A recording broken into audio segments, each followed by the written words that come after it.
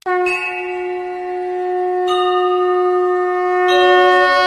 नमः शिवाय। हर हर महादेव। दोस्तों, स्वागत है आप सभी का सावन मास महात्म की कथा में।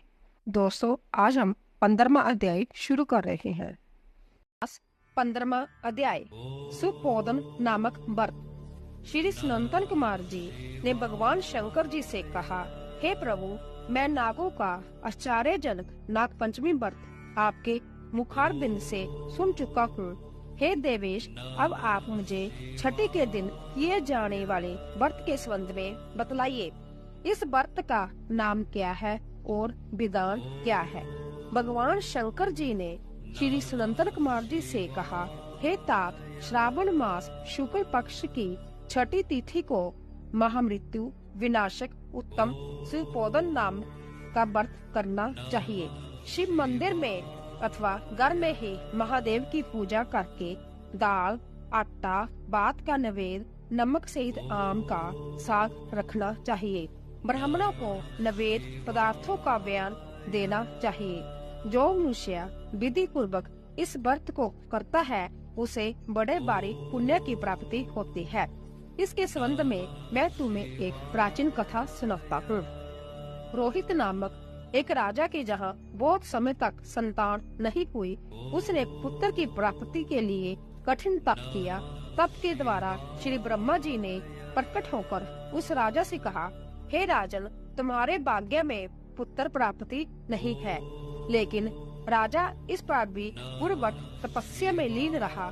ब्रह्मा जी द्वारा प्रकट हुए और राजा से कहा, हे राजन, तुम्हें जो पुत्र मैं दूंगा वह अल्प आयु होगा। इस पर राजा और रानी ने सोचा कि अल्पायु पुत्र ही सही, एक तो उसकी प्राप्ति से बंध्यापन हट जाएगा, दूसरे इस लोक में अपुत्र होने की निंदा मिट जाएगी।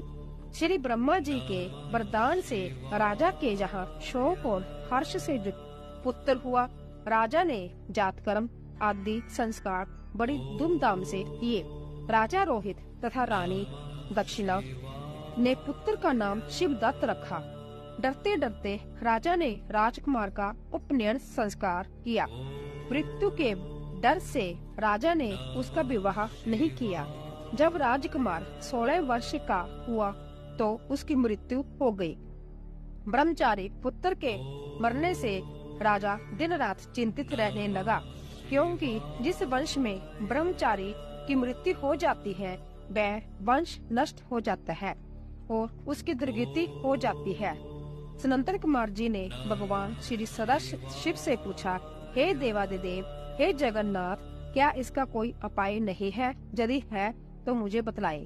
भगवान श्री सदाशिव बोले, हे तात, मृतक स्नातक जब ब्रह्मचारी आदि हो तो अर्क विधि से विवाह संजोग करके पेड़ तथा ब्रह्मचारी को मिलाकर देश, काल, गोत्र तथा नाम को कहना चाहिए और यह कहना चाहिए कि मैं मरे ब्रह्मचारी की शांति के लिए नैसर्गिक व्रत करता हूँ।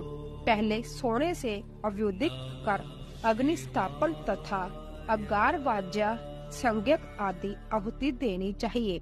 व्यहतियों में हवन करके व्रत के अनुष्ठान के लिए फल पाने के लिए व्रतकर्ता को अग्नि तथा विश्व देव का घी से हवन करना चाहिए। स्विष्टकृत हवन करके अविष्ट होम समाप्त करना चाहिए। देश काल का विचार करके हवन के पश्चात कहना चाहिए कि मैं अर्क विवाह करूँगा। सोने से अवयुदिक करके पिप्पल शाखा तथा शव को हल्दी और तेल से लेप कर पीले सूत द्वारा वेष्टित करना चाहिए। फिर अग्नि स्थापना करके विवाह विधि द्वारा अगारंत हवन करके अग्नि, बृहस्पति, काम, चार व्यहतियों से हवन करके स्विष्टकृत संगक होमकार कर्म को समाप्त कर देना चाहिए। यथा विधि पिप्पल की डाल और मृत शव को जला देना चाहिए। मृत्यु की संभावना हो तो इस व्रत को 6 वर्ष तक करना चाहिए।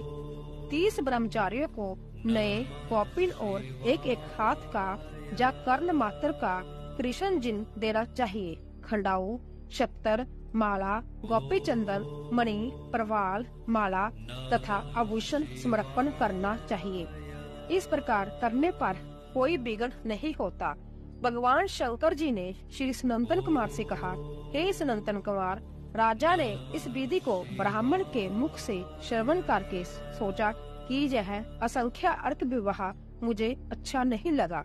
विवाह का मुख्य होना उचित है, जिसमें मेरे जीव के वास्ते कोई कन्या नहीं देता। मैं राजा हूँ, जो कोई इसको अपनी लड़की देगा मैं उसे रतन तथा बहुत सा धन प्रदान करूँगा। उसके शहर में एक ब्राह्मण रहता था, जो कि उन दिनों बाहर गया हुआ था। उसकी पहली मृत पत्नी से एक लड़की थी।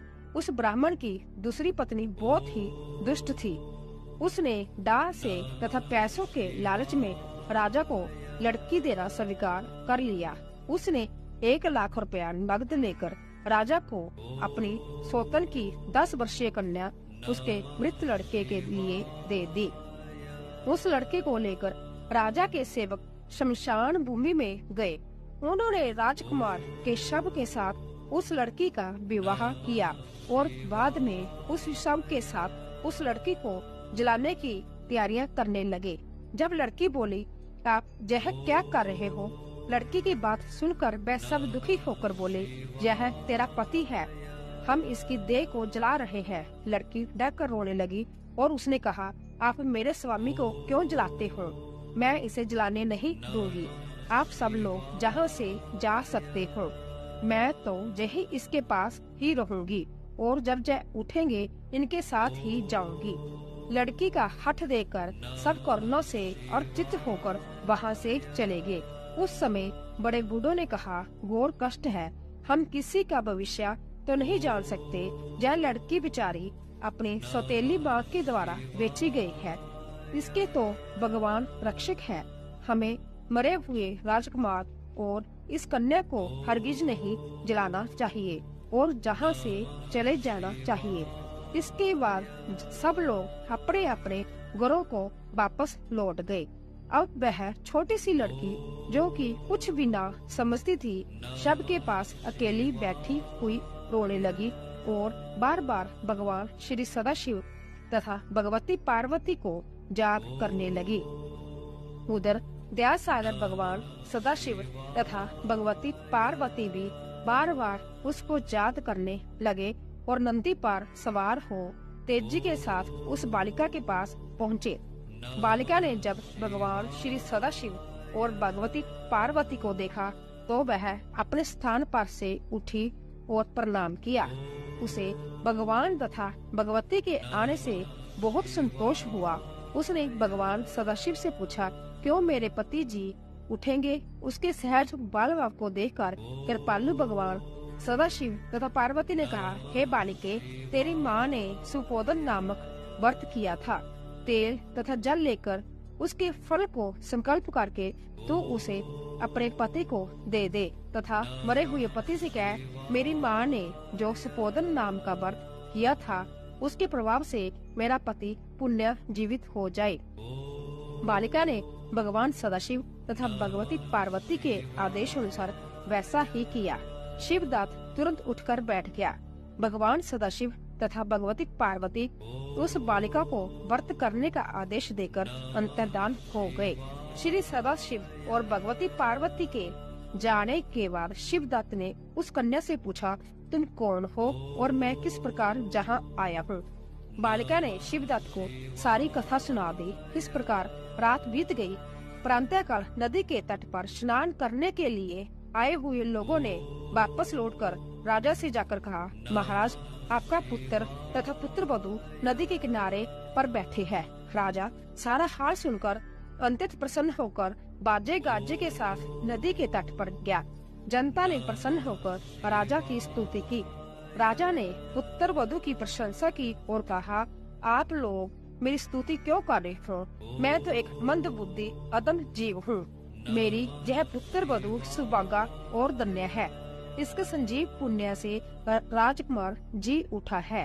राजा ने फिर उत्तम ब्राह्मणों को दान दिया और अर्चन किया। उसने मरे बालक को नगर के बाहर जाकर पुण्य जीवित हो जाने पर नगर में प्रवेश करने के निमित्त ब्राह्मणों के कहने के अनुसार विधान से शांति की। हे सनातन कुमार, मैंने तुम्हें सुपोदन नामक व्रत के संबंध में बतलाया है। मनुष्य को चाहिए कि इसको 5 वर्ष करने के पश्चात अध्यापन करे।